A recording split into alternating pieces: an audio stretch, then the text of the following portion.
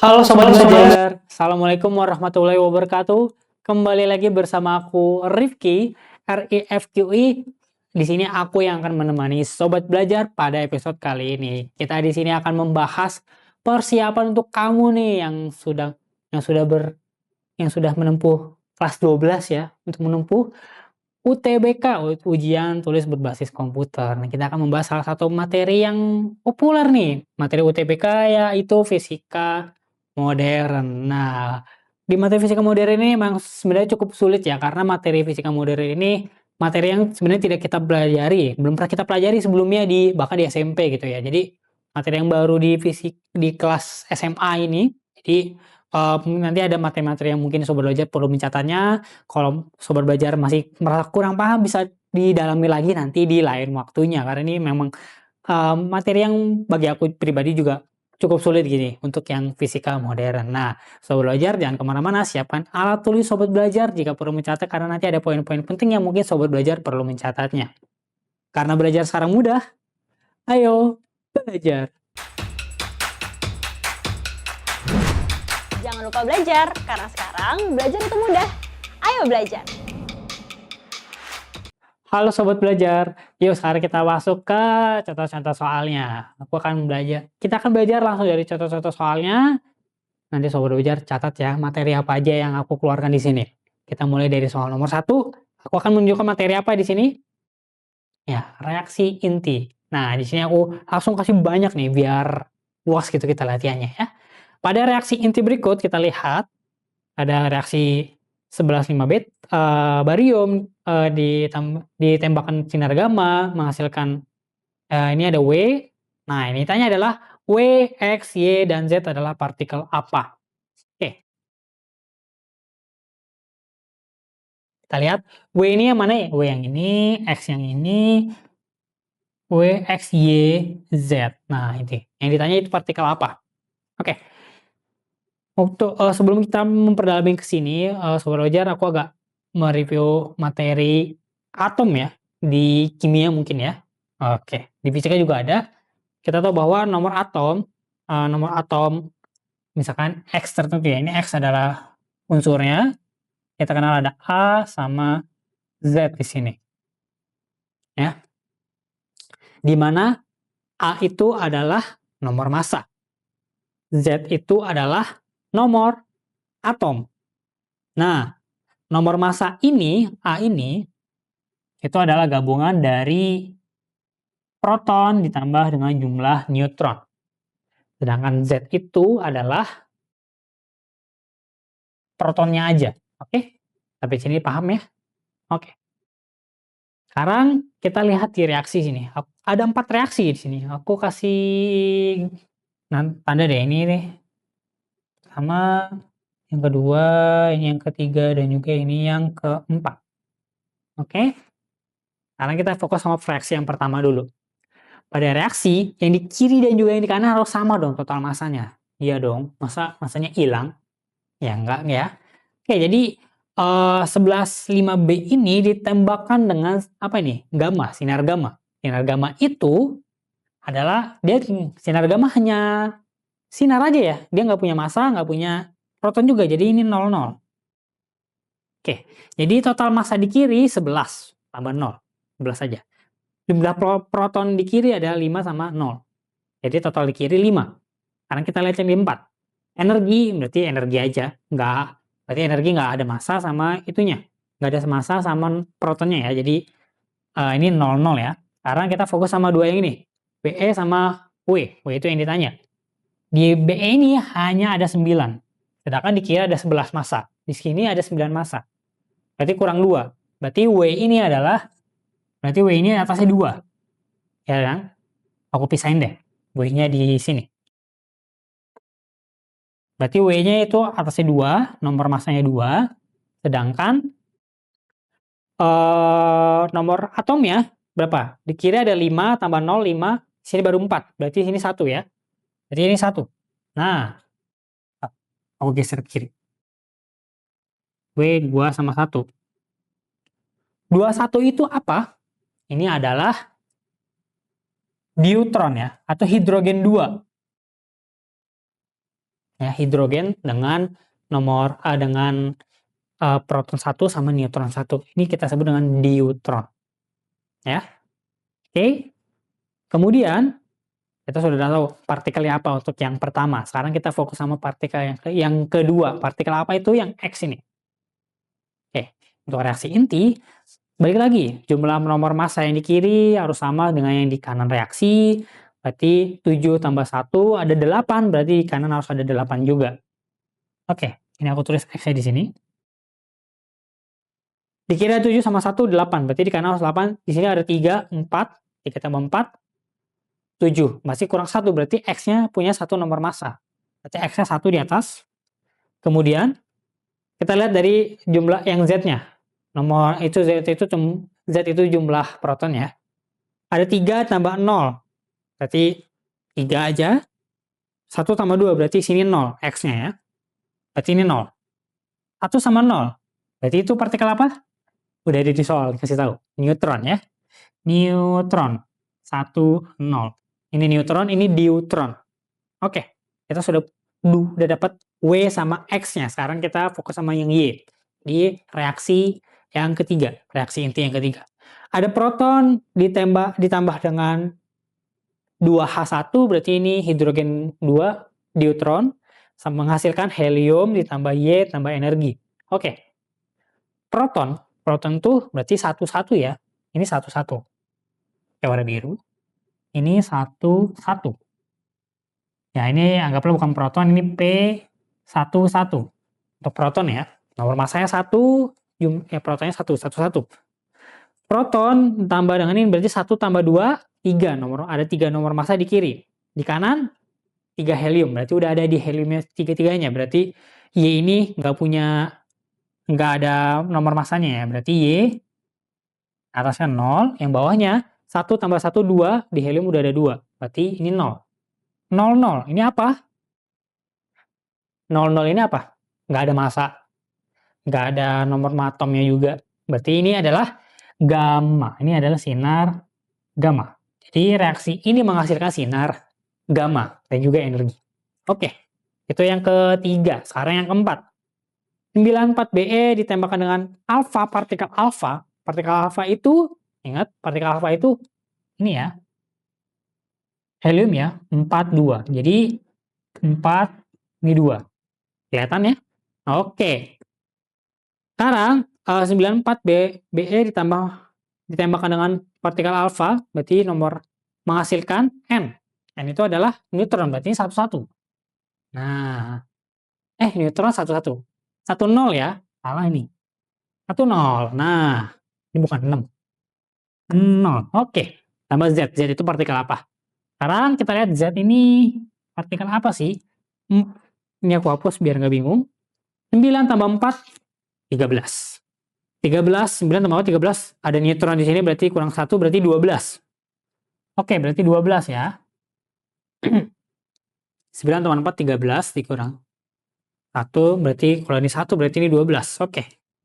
4 nomor massa ditambah 2, berarti ada 6 nomor massa. Yang di kiri, yang di kanan harus 6 juga. Berarti 6. 12, 6. 12 sama 6 Z. Ini partikel apa ini kira-kira? Ayo. Ada tabel periodik. Kalau sebelumnya lagi belajar, bolehlah lihat tabel periodik. Atom apa yang nomor massanya 6? Ayo. Karbon. Ya. Karbon. Oke. 12, 6. Ini adalah partikelnya, karbon. Dia menghasilkan karbon di sini. Oke, kita sudah dapat soal masalah, kita sudah dapat semuanya. Jadi mudah ya untuk reaksi inti, mudah sekali. Kita perlu banget nomor massa yang di kiri, nomor massa yang A ini harus sama. A sama Z totalnya di kiri harus sama dengan yang di kanan. Itu dia kuncinya. Sisanya gampang. Kalau belajar perlu paham ya, perlu baca-baca juga apa aja sih partikel W, X, Y, sama Z. Oke, ada 21 ini adalah deuteron. Kalau 31 adalah hidrogen 3. Hidrogen 3 itu ada triton ya. Kemudian ada lagi helium 3. Itu helium 3 ya. Di sini. Kan helium harusnya 4 ya. Harusnya 42 ya, helium. Nah, ini partikel-partikel yang umumnya sering terjadi di reaksi inti. Oke? Oke, itu nomor 1. Nah, sekarang kita lanjut ke soal berikutnya. Ini aku hapus ya, udah dicatat kan nih? Ini aku hapus. Sekarang kita lanjut ke soal berikutnya di soal nomor 2. Kita punya apa di sini? Seberkas sinar X dengan kecepatan 3 kali 10 pangkat 8 meter per second memiliki momentum foton sebesar sekian. Bila konstanta Planck adalah 6,6 kali 10 pangkat 34 joule second, maka frekuensi sinar X itu berapa? Intinya frekuensinya. Oke, ada seberkas sinar X melaju dengan kecepatan tersebut, dia punya momentum segini. Jadi kita berhubungan dengan energi foton dan juga momentum. Sekarang sebelum masuk ke langsung jawabannya, aku perlu kasih sedikit lah. Kita tahu bahwa energi foton itu adalah H dikali dengan frekuensi. H itu adalah konstanta Planck. Konstanta Planck-nya udah ada di sini.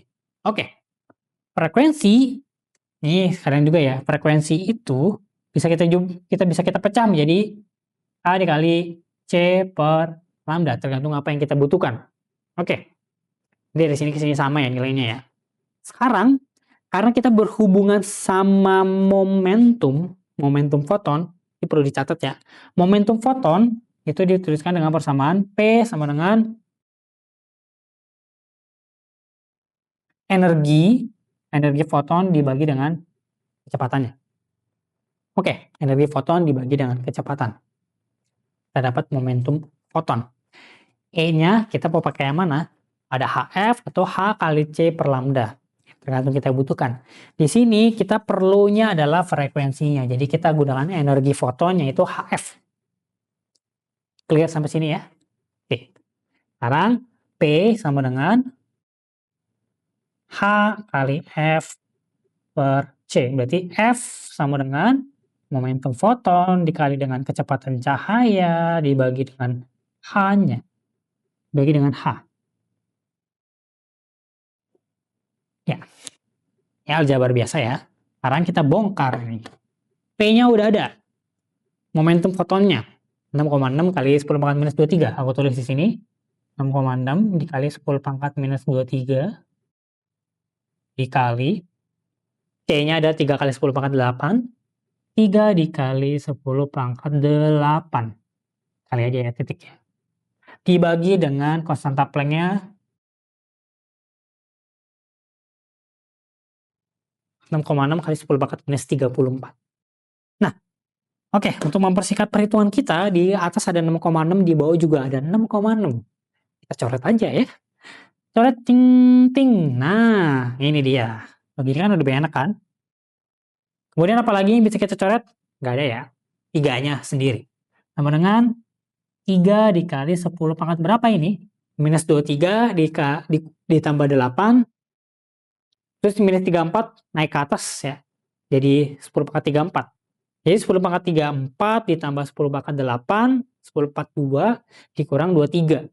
Berarti 3 kali 10 pangkat 19. 3 kali 10 pangkat 19. Hertz satuannya. F ya. Hertz. Jadi frekuensi sinar X tersebut adalah 3 kali 10 pangkat 19 Hertz. Bagaimana sobat belajar? Mudah kan ya? Oke. Ini aku ketakin apa aja yang perlu. Sobat belajar perlu paham ini energi foton. Ya ini mudah sekali ya. Ada di materi gelombang elektromagnetik. Kemudian momentum foton. Nah ini. Nah ini momentum foton. E juga bisa dari sini ya. Kalau frekuensinya kita pecah jadi C per lambda. Nanti kalau misalkan kita ketemu kasus yang ditanya panjang gelombang dari sinar X itu berapa ya. Frekuensinya kita pecah jadi biar ada lambdanya. Tergantung ke kebutuhan kita. Soal nomor 2. Mudah kan ya? Sekarang kita lanjut ke soal berikutnya. Kita punya apa di soal nomor 3? Di soal nomor 3 ini kita akan berurusan dengan apa? Kita baca dulu. Ada frekuensi ambang suatu logam sebesar 8 kali 10 pangkat 14 Hz. Dan logam tersebut disinari cahaya yang mempunyai frekuensi 10 pangkat 15 Hz. Jika tetapan Planck-nya 6,6 kali 10 pangkat minus 34 Joule second, maka energi kinetik fotoelektron yang terlepas dari permukaan logam adalah berapa? Ini adalah materi dari percobaan Einstein, yaitu efek fotolistrik. Nah, kita nggak di sini ya, aku coba gambar aja. Oke, ini sudah hapus semua. Efek fotolistrik. Seperti apa sih efek fotolistrik? Oke, jadi kita tahu bahwa di suatu logam itu ada elektron di sini. Ada elektron. Nah, elektron ini ia memiliki frekuensi ambang batas. Jadi, kalau frekuensinya sudah terpenuhi, energinya sudah terpenuhi, kan ada ditembakkan sinar foton ya. Kayak warna hijau deh. Ada sinar foton masuk ketembak ke logam. Kalau dia energinya terpenuhi, maka dia bisa melepaskan elektronnya. Ini elektronnya lepas.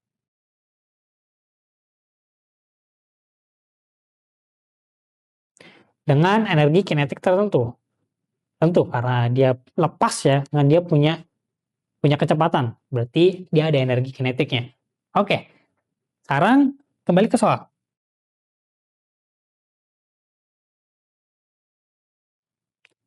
Frekuensi ambang suatu logam adalah 8 kali 10 pangkat 14 Hz.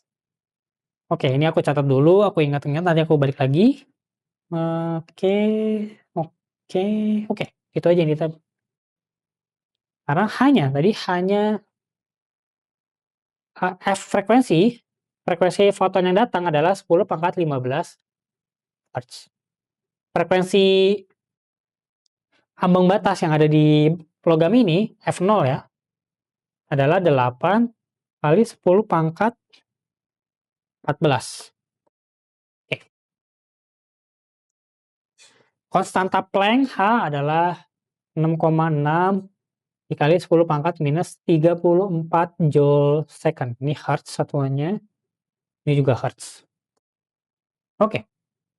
Sekarang apa yang perlu diperhatikan? Sobat aja perhatikan ini. Kita tahu bahwa energi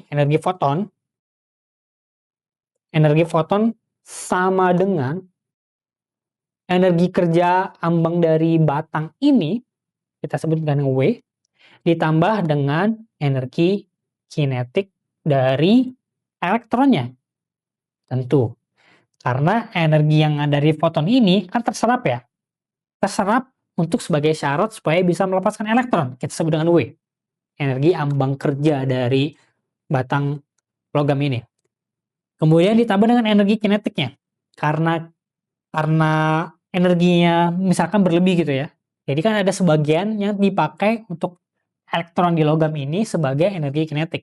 Jadi total E di sini, foton ini akan sama dengan energi ambang di W di logam ditambah dengan energi kinetik. Bayangin sampai sini ya. Oke. Ini udah pelan-pelan. Sekarang kita tahu bahwa energi itu adalah H dikali F. Jadi kita yang perlu tahu di sini adalah apa tadi pertanyaannya? Kita balik lagi. Yang ditanya adalah, maka energi kinetik fotoelektron yang terlepas dari permukaan adalah berapa? Yang ditanya adalah energi kinetiknya.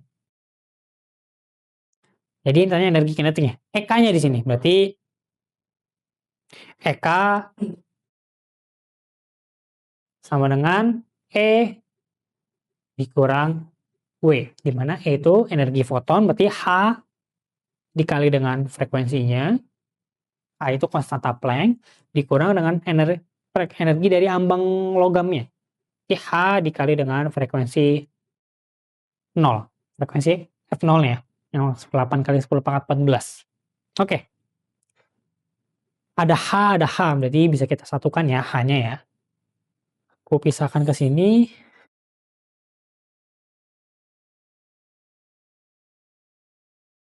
Kita lanjut. EK.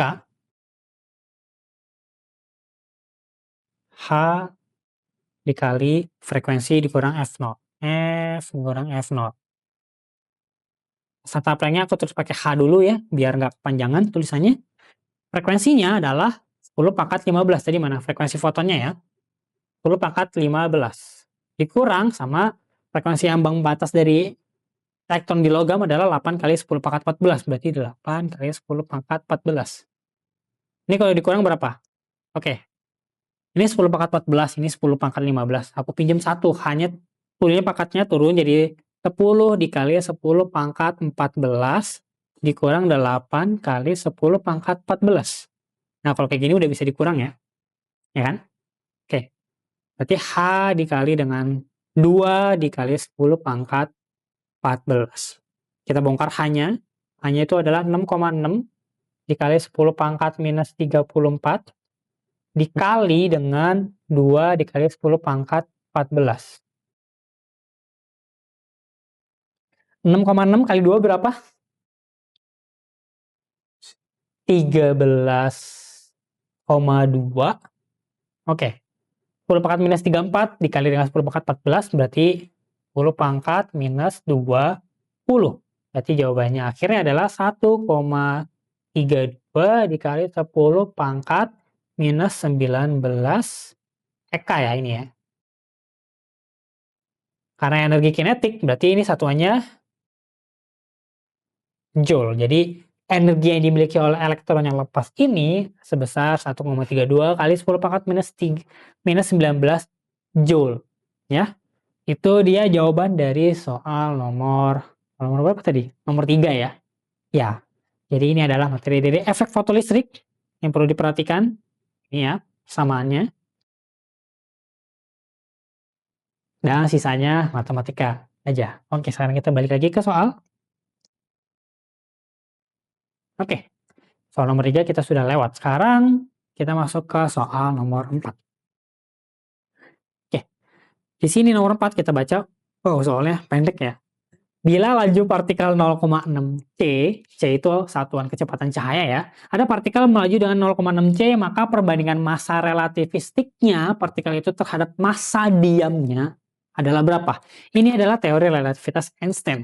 Nah, ini materi teori relativitas Einstein, nanti soal belajar bisa buka ya, dicari materinya ya, kalau ingin mendalami. Kita fokusnya di massa sekarang.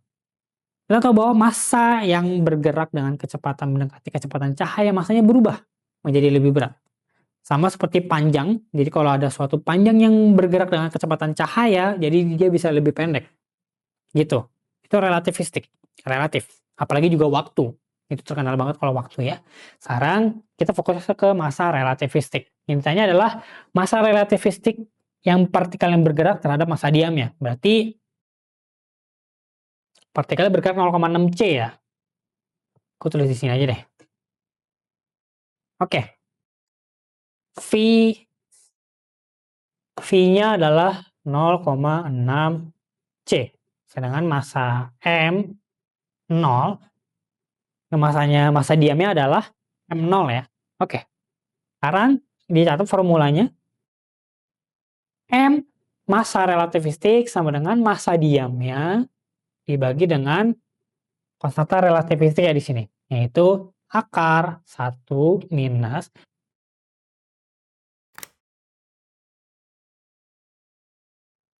akar 1 minus V per C kuadrat dua-duanya. Nah, ini kita sudah tahu, kita akan dapat massa relativistiknya di M ini. Pahami sampai sini ya? Sekarang kita pakai aja. Jadi perbandingan massanya terhadap massa diam itu berapa? Berarti kita ubah menjadi ini ya, kita warna biru. Jadi M per M 0. Kan perbandingan. Betul nggak? M0 nya aku pindah kiri. Jadi 1 dibagi dengan akar. Langsung kita masukin ya. 1 minus V-nya adalah 0,6 C. 0,6 C dibagi dengan C kuadrat. Akar.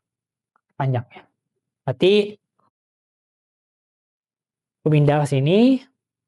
M per M0 sama dengan 1 dibagi dengan akar 1 minus berapa? 0,6 kuadrat? 0,36.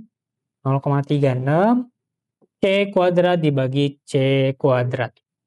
Jadi C kuadratnya saling menghilangkan ya. Nah, M per M0 sama dengan 1 Panjang. 1 dibagi dengan akar berapa? 1 dikurang 0,36. 1 kurang 0,36 berarti berapa ya? 0,64 ya. Oke, akar 0,64 berapa? Ayo. 1 dibagi dengan 0,8. 1 dibagi 0,8 berarti kita sederhanakan menjadi M bagi M0 adalah sama-sama dibagi 0,2 berarti 5/4. Nah, jadi perbandingan massa relativistik terhadap massa diamnya adalah 5/4. Jadi lebih besar ya. Lebih berat jadinya. Oke, itu soal nomor 4 tadi. Kita kembali ke sini. Soal nomor 4. Jadi perbandingan massa relativistik partikel terhadap massa diamnya tadi kita dapat adalah 5/4. Itu soal nomor 4. Jadi mudah dipahami ya sobat belajar ya. Bisa diikutin kan? Yuk, sekarang kita lanjut lagi ke soal berikutnya, soal nomor 5. Oke, di soal nomor 5 ini kita masih membahas mengenai relativistik, teori relativistik Einstein. Jadi kita baca aja. Suatu partikel bergerak dengan kecepatan 3/5 C. Jika energi diam partikelnya adalah E0, maka energi kinetik partikelnya adalah berapa? Itu yang ditanya dari ini, dari soal nomor 5.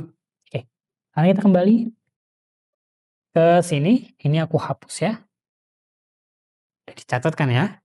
Aku hapus. Sekarang kita bermain di energi relativistik.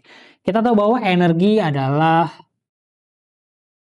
massa dikali mc kuadrat. Nah, ini populer sekali ini. Berarti E itu adalah energi.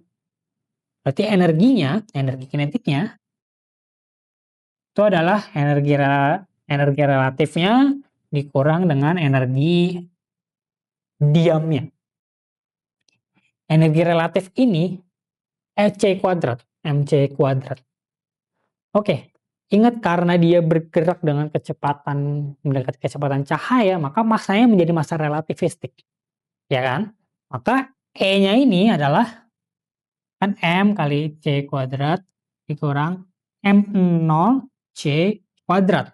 Massanya menjadi massa relativistik. Tadi kan kita udah bahas di soal nomor 4, massa relativistik adalah M0 C kuadrat dibagi dengan akar 1 minus Pi per C kuadrat. Betul kan? Dikurang M0 C kuadrat. Maka kita dapat EK sama dengan M0 C kuadrat kurung 1 per akar 1 minus Pi per C kuadrat dikurang 1. Ya, M0 C kuadratnya aku keluarin semua di sini. Jadi kebayang ya. Kalau sobat belajar lihat di buku langsung dapat blek di sini. Ini cara asal usulnya. Oke? Sekarang sobat belajar udah tahu asal usulnya, sekarang kita hitung. Mencari energi kinetiknya. Oke. Langsung penuh ya. Aku hitung di sini. Warna hijau. Ini aku batasin.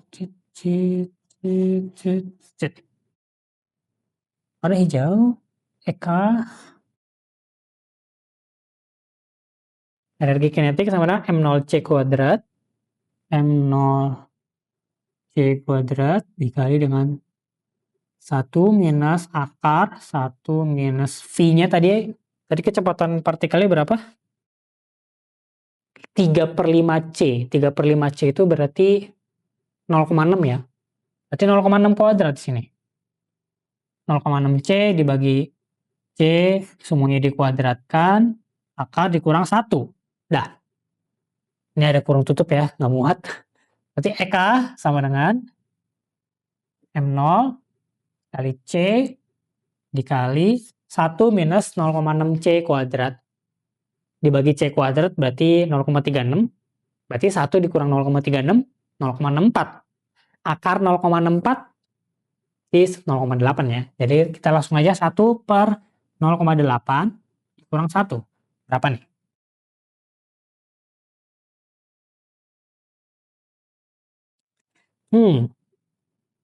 Aku satukan penyebutnya jadi 0,8.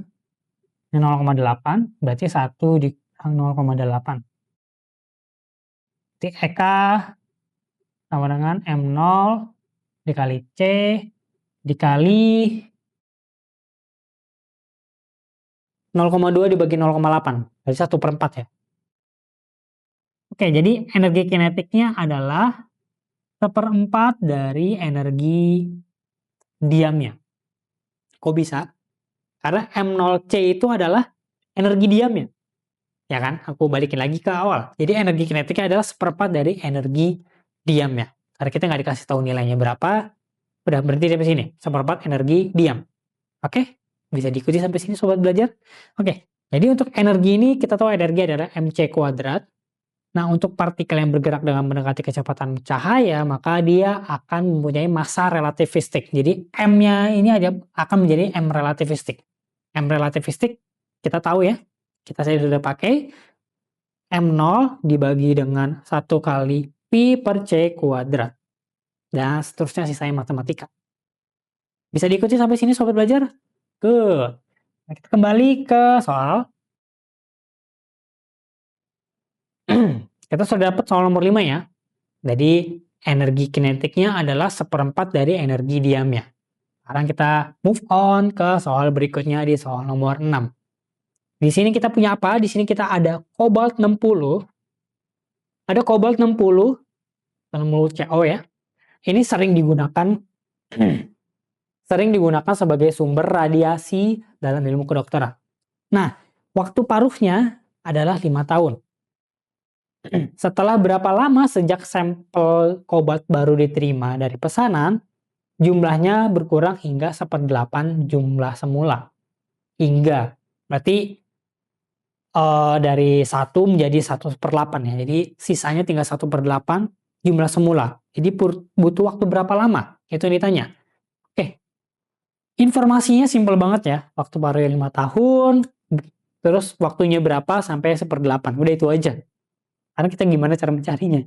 Oke, ini adalah materi dari radioaktivitas di mana kita berhubungan dengan material radioaktif yang mengeluarkan radiasi, dan peluruannya ini kita ada persamaannya. Nah, kita tahu bahwa persamaan dari peluru radioaktif, oke, aku pindah aja ya. Ini waktu paruhnya 5 tahun menjadi 1/8. Oke. Pindah ke sini aja. Aku hapus ya. Clear. Jeng jeng. Sekarang untuk peluruhan N E sama dengan N mula-mula dikali dengan setengah dipangkatkan dengan T kecil dibagi dengan T besar. T besar itu adalah waktu paruhnya. Oke. Sekarang perlu waktu berapa lama? Tadi waktu paruhnya udah dikasih tahu 5 tahun. NT-nya, N akhirnya menjadi 1/8, N0 berarti 1/8 semulanya ya. Berarti NT-nya aku tulis menjadi 1/8 ya, warna berbeda. Biru.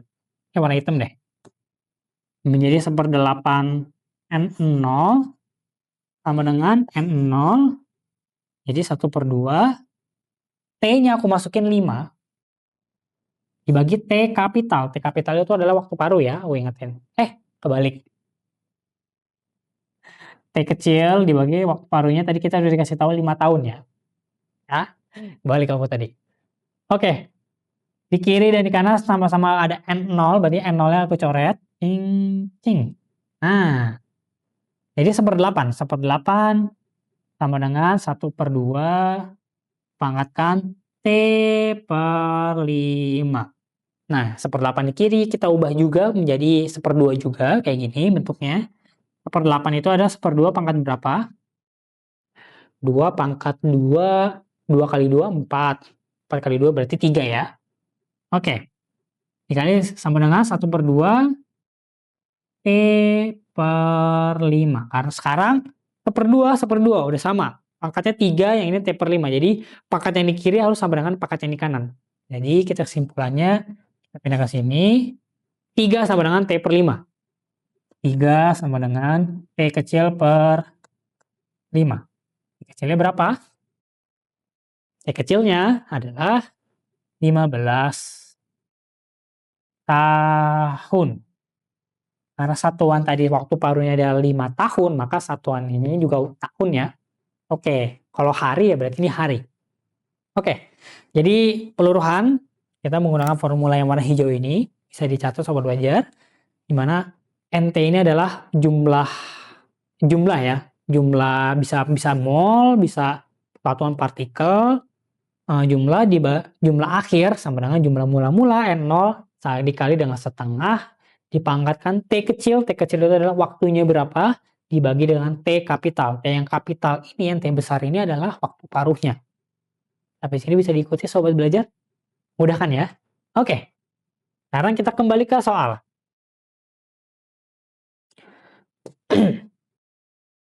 Soal nomor 6, berarti setelah berapa lama sejak sampel kobalt baru diterima dari pesanan jumlahnya berkurang hingga 1/8, berarti sudah 15 tahun ya. Oke, sekarang kita kembali ke soal, karena masuk ke soal nomor 7. Nah, kita masih membahas radioaktivitas.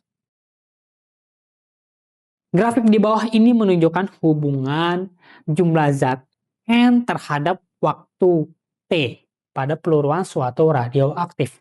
Waktu yang diperlukan sehingga unsur tersebut bersisa 1 mol. Jadi ini N ini adalah mol ya. Ini 16 mol, 8 mol, 2 mol, intinya adalah 1 mol. Jadi ya, waktunya berapa ini? Kalau waktunya berapa? Jadi kita menggunakan formula yang sama. NT waktu tertentu sama dengan N0 dikali dengan setengah pangkat T kecil dibagi dengan T kapital. Oke, sekarang di soal ini kita cuma dikasih tahu grafik, kita nggak tahu waktu paruhnya berapa. Bagaimana kita mencari waktu paruhnya? Kita cari informasi, kita gunakan informasi yang ada. Oke, kita gunakan yang mana nih? Yang ini deh, 8 sama 10. Kalau 2 kan kita nggak tahu ini berapa harinya ya. Kita pakai yang 8. NT berarti NT-nya 8 sama dengan N mula-mulanya adalah 16. Berarti 16 dikali dengan setengah dipangkatkan T kecilnya, waktunya adalah 10 hari. Jadi tulisnya 10 ya. 10 dibagi T kapital. T kapital adalah waktu paruhnya. Sekarang kita cari waktu paruhnya. 8/16 berarti 8/16 sama dengan 1/2. 8/16 itu setengah ya. Sama dengan setengah dipangkatkan dengan 10/T. Sekarang kita udah tahu setengah ini adalah pangkat 1 ya, yang kiri. Nah, berarti pangkat 1 sama dengan 10/T. Berarti T sama dengan 10 hari. Berarti waktu paruhnya adalah 10 hari. Nah, sekarang kita sudah punya waktu paruhnya. Sekarang kita bisa mencari waktu yang diperlukan untuk bersisa menjadi 1 mol aja. Gimana kita mencarinya? Oke, sekarang kita kembali ke sini. Ini berarti ini sama dengan N0 dari sini ya. Berarti N0-nya sama dengan 1 mol, berarti 1 mol sama dengan N0 mula-mula adalah 16 mol, berarti 16 dikali dengan setengah dipangkatkan dengan T kecil bagi T kapital. T kecil itu adalah hari. Kita pengen tahu berapa harinya. Jadi kita belum tahu T-nya ya. Dibagi T kapital. T kapital itu adalah waktu paruhnya. Kita sudah punya waktu paruhnya di sini. Betul kan? Waktu paruhnya adalah 10. Jadi T kecil dibagi dengan 10. Oke. 1/16 aku pindahin ke kiri. 1/16 sama dengan 1/2 pangkatkan T/10. 1/16 itu 1/2 pangkat berapa? Ayo pangkat berapa? 1/2 pangkat berapa ya? 2 pangkat 2, 2 kali 2, 4, 4 kali 4, 16. Berarti pangkat 4. Betul kan ya? Nah, sama dengan setengah dipangkatkan dengan T/10. Berarti pangkatnya harus sama. 4 sama dengan T/10. Maka waktunya adalah T sama dengan 10-nya aku pindahin ke kiri ya. Jadi 40 hari ya. Jadi sama dengan 40 hari. Jadi waktu yang diperlukan untuk unsur ini bersisa 1 mol adalah 40 hari. Bagaimana sobat belajar? Mudah kan ya? Oke, jadi materi di materi di UTBK Fisika Modern ini ada materi dari nomor 1 tadi kita sudah ngebahas reaksi inti, kemudian juga ada efek fotolistrik, kemudian ada teori relativitas Einstein, kemudian ada ini radioaktivitas. Ada lagi satu lagi yaitu hamburan Compton. Nah, kita belum sempat membahas itu. Jadi kita sudahi dulu untuk materi kuliah UTBK di episode kali ini. Nah, itu dia sobat belajar. Semoga bermanfaat 7 soal yang sudah kita bahas. Sampai jumpa di episode selanjutnya bersama aku, Rifki. Senang sekali bisa menemani kamu sampai sekarang. Karena belajar sekarang mudah, ayo belajar. Jangan lupa belajar, karena sekarang belajar itu mudah. Ayo belajar!